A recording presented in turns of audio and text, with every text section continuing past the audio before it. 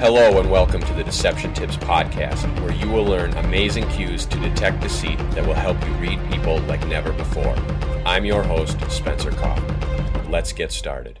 Welcome to episode 29 of the Deception Tips podcast. This is where you will learn how to detect deceit so that you will never be taken advantage of again. You will be able to spot lies and detect deception wherever you go. Now, last time we talked about something that is pretty cool when detecting not only deception, but also all kinds of emotion. We talked about micro expressions. Now, these are very, very difficult to see. However, with training, you can see them, and they will be the most reliable source or the most reliable indicator of human emotion or of body language. It is a precursor to body language in that these are displayed first. They come on the face in less than a split second. It is really like a quarter of a second. Micro expressions are a little tiny muscle movement that happens on the face. Now, I really hope that you have taken a little bit of a look at some of the research behind micro expressions and the facial action coding system, Paul Ekman and all he has done. It's really excellent. If you want some information, I wrote an article years ago when I did that study that I have been talking about on and off about smiles, and in there I went over the facial action coding system and what it is, so you could check that out. That is on my website under research articles, and you'll see it there. Micro expressions are something that you really, if you are getting into this, if you like body language, and I mean, if you're still listening, if you've been with me from the beginning, from episode number 1, we've gone through 28 different deception tips as of now. If you've been with me ever since then, you probably are into detecting deception. Also, if you're listening to my other podcast, the Body Talk podcast, which is about all kinds of body language, then now we know you're really into it. So I highly encourage you to take a look at micro expressions, to get into learning more about micro expressions and really kind of start to study them and watch them. And yeah, you're going to have to spend some money, because you're going to have to pay for some of these tools and these training things. And make sure, though, that when you are buying them, you're buying the correct trainings and you're spending it on legitimate stuff, because there are a lot of crappy training programs out there, like little things that you can get that maybe cost $10 or $20 or this or that, and they're just junk, so you're going to waste your money, and it probably isn't going to teach you the right thing. However, if you get something from someone who is credible, then you'll know you're going to get training that is worthwhile. You're going to pay for it, but it's going to be worthwhile. And if you have any questions, just let me know and I'll help you out as well. That is that on micro expressions. We really want to learn them if we can. Now, if you're struggling with body language and behavior, maybe micro expressions is better for you. Otherwise, it's up to you. But micro expressions are definitely something that if you are into body language, you will want to learn at one point or another. Today, we are going to discuss another sign of deception that is really a cool behavior, and it's even something that can happen in deception and in things that aren't deception. It can happen in any form of situation where someone is going to feel like they are threatened or like they are about to be discovered or found out, like someone is coming at them almost. And you'll see with this type of behavior that when I say someone is coming at them, it is the appropriate response. What would you do if I kind of took a step forward and came after you? What are you going to do? You're going to take a step back, and that is what we are going to talk about today. This is the sign of stepping backward or step backward. So basically, when someone is accused or when someone is approached, they are going to ward off that accusation, and they are going to flee from that situation. So here it is, deception tip number 29. When accused, a liar will often take a step backward and sometimes raise their hands as if to ward off the accusation. Here it is again. When accused, a liar will often take a step backward and sometimes raise their hands as if to ward off the accusation. Now, this is important. Obviously, the liar has to be standing, because if they're sitting down in a chair or at a table, they're not going to take that step backward. However, you may still see the second portion of this sign in a seated liar. They may raise off their hands, or they may even modify the behavior and lean backward as if to get away from that accusation.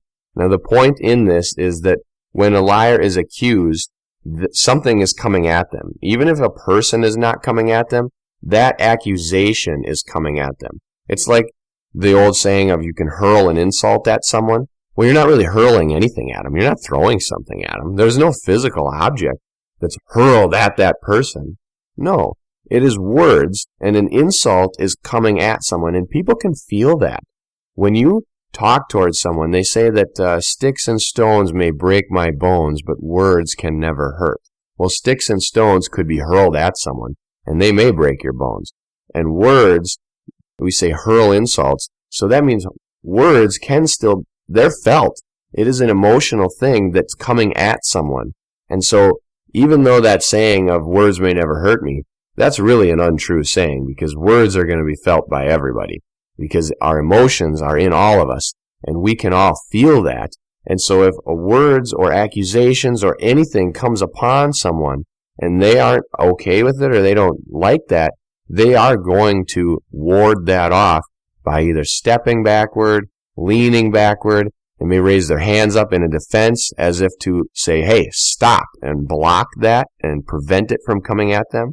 There are all kinds of things that can happen. And what's so cool about this sign is that if the liar takes a step back and sometimes raises their hands, now we've got the beginning of a pattern and a cluster of behaviors. And we are going to continue talking about patterns, clusters, and all of the different signs that can come into play here with this particular deception tip coming up right after this. People are always being fooled by lies because they don't know how to spot them. When more people like the Deception Tips Facebook page, less people will be fooled by lies. This type of behavior is more of a defensive behavior. It is almost like when we talked about folding the arms way back in number 1. This is a defensive posture in that someone is stepping back. That means they are trying to get away. They are fleeing. And when we are attacked, sometimes we flee.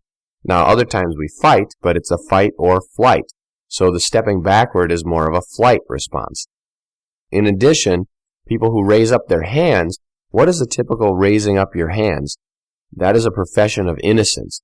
When you are in a police situation, hands up. Or when someone has a gun, hands up. Why? Because I'm showing you that my hands are empty. I'm not a threat. I'm innocent. I'm warding off any accusation or any suspicion that could potentially fall upon me. So that's why you raise your hands. So when, in this behavior, when they step backwards, they're fleeing the situation. They're getting away from that accusation. In addition, by raising their hands, they say, hey, I'm innocent. I have nothing to say here.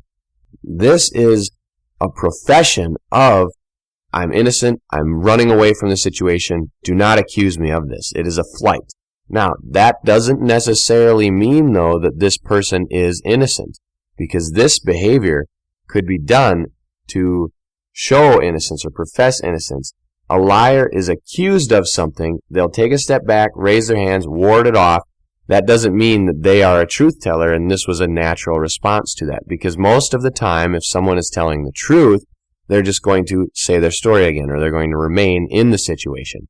Whereas liars, they're going to flee the situation like this unconsciously, because we know it's not really normal for someone in a conversation when they're talking about something to ward it off and step back and kind of get away from it. No, most people are going to deal with this situation so that it can be resolved instead of fleeing the situation and saying, oh, nope, not my problem, it's not me. Because most of the time, take a look at general body language in any situation, like at work, when you guys are trying to problem solve or come up with something, or there's a task that needs to be done, and usually there's the one person who's like, all right, this is what we need to do. We've got to get this, this, and this. Okay, you handle this part, you handle this part, and people are in this situation, and some are agreeable, and then other people try to take charge. You know what I'm saying. There's always a little bit of a dynamic of complication there. But then there's always this someone in the group that says, oh no, that's not me, that's not my responsibility, or that's not part of my job description, you handle that. And what do? when they say those words. Usually, their hands go up. Not up in the air like a hands-up situation on a roller coaster or something like that. No. You guys all may have your hands, you're talking over the table type of a deal, and their hands may turn upwards and they may spread out. They'll fan out. So if they have typically their hands almost like a crab claw, where their thumb is touching the index finger and the middle finger, kind of like a crab, then they're talking, and when they say, oh no, that's not my responsibility, or that's not in my job description, their hands almost rotate 90 degrees and fan out. So like the palms are parallel with the table. They're face down, and their hands are spread out. They put their hands up because when we would put our hands up, our hands are going to be spread. Our fingers will be spread. Our hands will be up. They did that behavior without raising their hands. So that's something to watch for, because these behaviors can happen in a modified way.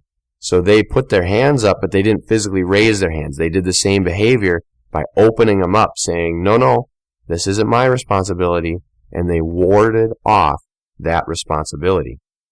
So a liar does the same thing when they are trying to ward off that accusation, as in, I didn't do that. But you know that in both situations here, this was part of a job description. It doesn't matter if this is in your job description here. We're handling a problem, and this is the assignments that we all need to take and we all need to do, and this is what needs to happen. And that person is, oh no, that's not my responsibility, or oh no, you can handle that and I'll do this.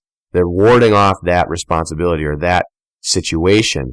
Now, they could, of course, do that, but they don't want to. And in the same way, a liar, they are warding off that accusation, even though they could be guilty. Now, of course, they may be innocent, and this could be just something that they are used to doing. That is why it is essential to look for the patterns and the clusters of behavior that go with this. Because if someone is stepping backwards, they are raising their hands, they are blocking off that. Typically afterwards, then they may even fold their arms in that posture, and if you continue pressing them, they may start to take on a different stature of curling up, hunching over. Whatever the case may be, there will always be more than one sign, and this is a cluster and a pattern of behaviors that will develop very quickly. So it's almost like you'll be watching them, you'll say, hey, why did you do X, Y, Z? Oh no, that wasn't me. Boom. Hands up, step back, fold arms, look down. All of this stuff will happen right away, and it's like a checklist. You can be like, oh my goodness, bing, bing, bing, bing, bing. They did it all in 3 seconds.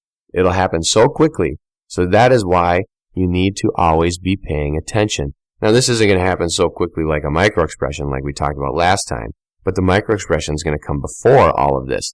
So if this entire cluster of behaviors is only a few seconds, stepping back, raising the hands, fanning them out, warding off the behaviors, folding their arms, hunching their shoulders, leaning forward, all of that stuff, crouching down, is going to happen in a matter of a few seconds. That microexpression happened prior to all of this in a fraction of a second. So you really do need to be paying attention when you accuse or when you question or when you do any of this kind of stuff, because these behaviors are not going to be like neon lights, and they're not going to be in slow motion for you. They are going to be fast.